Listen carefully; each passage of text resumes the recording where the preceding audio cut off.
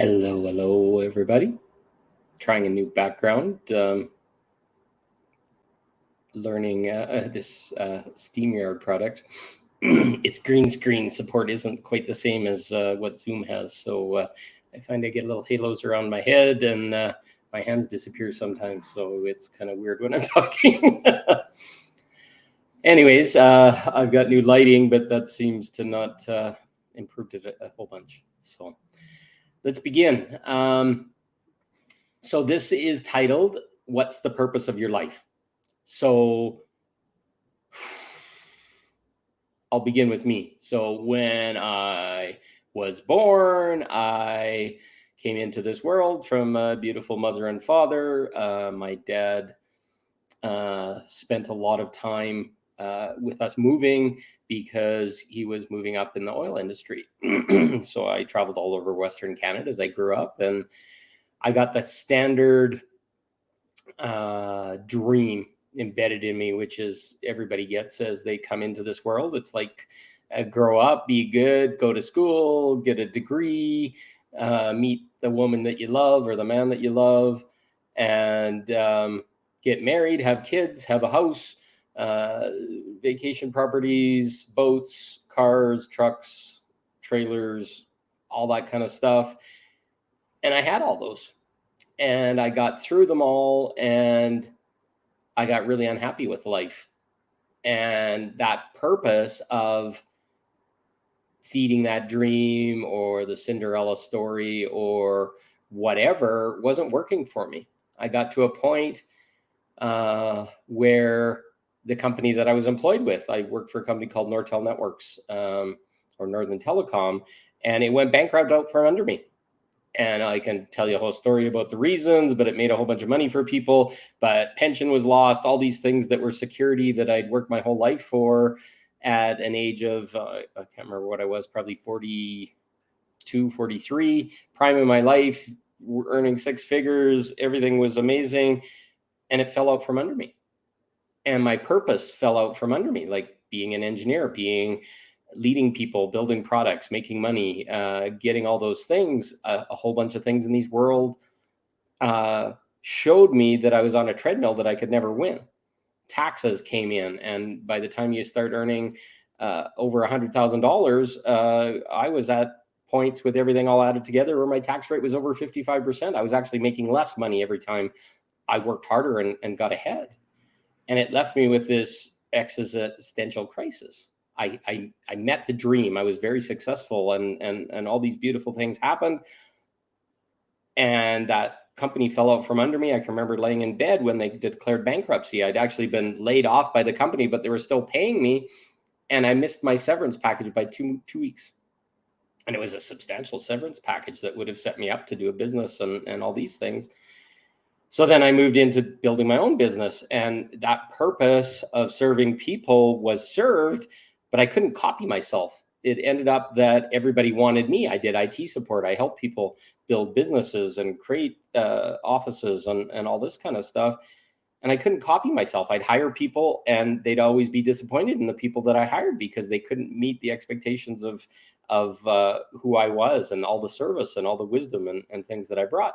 So my purpose started to get destroyed. It was just like not working, this 3D version of what my purpose was supposed to be, of serving people, of creating a good business and making it bigger and copying myself and all this kind of stuff. I just got more and more frustrated. And life became, especially right when I finished my corporate job, it was like death and taxes. That was all there was. It was to look forward to. It was like, no matter how much more I got ahead, the less I made, and the less I got forward, the system was stacked against me.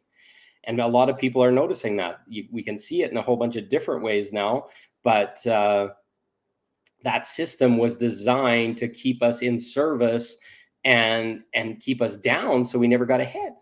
And things like the V we've been dealing with for the last 2 years has been destroying small businesses. All the people that are independent thinkers has been destroying it because, oh, you had to close your business, but you still had to pay your rent and all these things, which was just like utter bullshit because nobody was treated the same. And my business got destroyed. no matter what I did, I couldn't change that or fix it. I couldn't fight the rules. And all these people just sitting there on their ass are making money, but they're not paying the same price as us, as the people that own these businesses. And I saw lots of people that their purpose got destroyed. So as I became more and more aware of what my motivations were, I learned a lot of stuff about myself. And that's what this is about. So what's your purpose in your life? So most people grow up and it's like, oh, I got to get a good job and I got to have a university degree for it. And then we end up doing something that we hate because it's really good money or whatever. Oh, I'm an accountant, I'm a engineer, I'm a whatever. The part about engineering that I loved was that I got to create things and I got to work with people and change things and fix things. And that motivated my soul. And the fact that I could earn money doing it at the same time was great until I found out the system was kind of stacked against anybody that was trying to get ahead. And you're going to find that everything. Do you ever notice that your tax rates change, your insurance rates go up, the food, the inflation goes up, and you have no control over it? And no matter what you do, your money, the amount of money you make doesn't increase. Right now, look at gas prices, oil prices, energy prices. I'm hearing a lot of people had a hell of a time over the winter because gas and oil prices up in Canada. You had to pay for natural gas to heat your home, and all of a sudden it went triple, and nobody was protecting us. Nobody was whatever. It just milked us dry. Now all of a sudden our savings account's empty, but we still got to pay our bills. So you're going to notice, and part of the awakening, the squashing process that we're all going through right now is becoming aware of that stuff.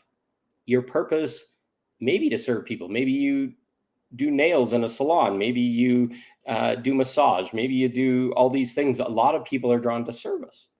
And then we're trying to find a way to make money with drawn to service and get our rates up and trying to figure out what our value is and our self-worth is. But we're really under this pressure all the time to make sure our rent is paid, our food is paid, the bills. Do I have insurance money? Do I have gas money? Do I have whatever? And you find out that what you want is behind this whole list of things that you need just to basically feel safe. And then you get into this fight or flight where it's like, oh, I gotta prostitute myself almost to make money, do things that I don't want, take overtime shifts, work when I'm exhausted.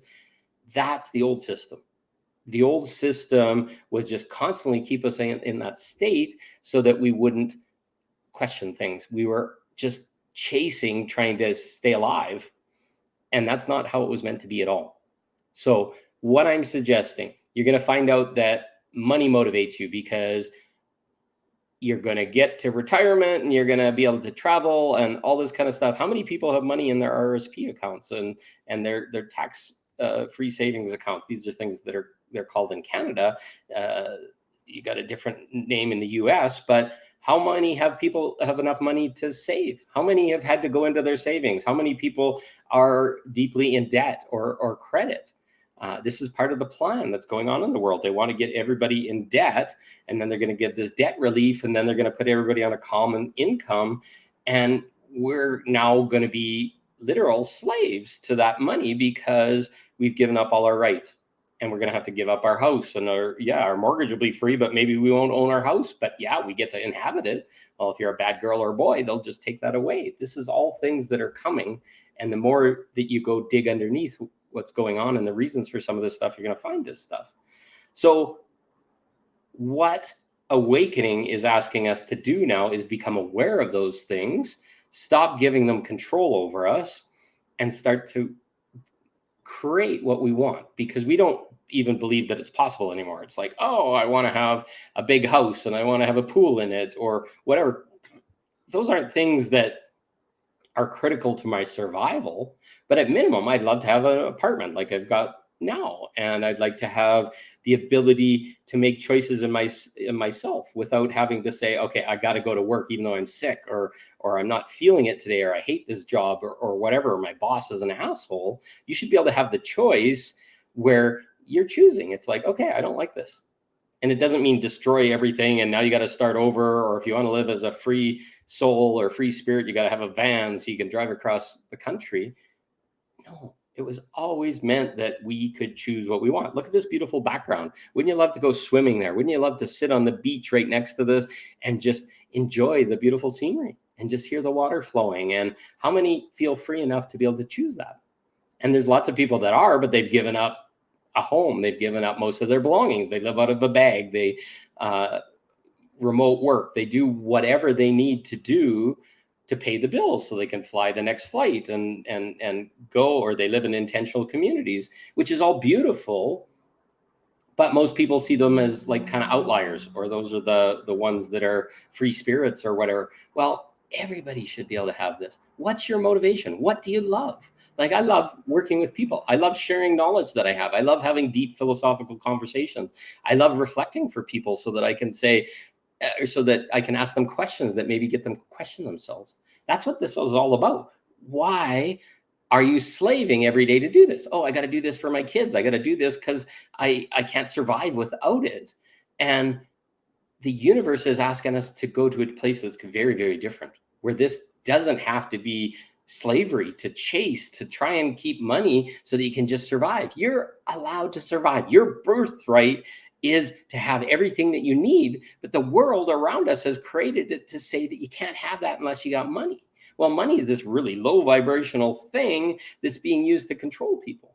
If you don't have money, you can't have a house, you can't have a car, you can't have something nice, whatever. These are the stories that are programmed inside of us. What I'm asking you to now do is start to ask questions and say, okay, what beliefs do I have? Oh, I'm going to die without money. Or feel your nervous system right now. Is it really tight? Does it feel like you're not going to have enough money next week? Or there's going to be a war in the world? Or those kind of things are done with the media, and they just bash us over and over and over again to keep our vibration down, so we don't feel we have a choice. We don't have any ability to choose in our life, which is not correct. We have all the ability to choose.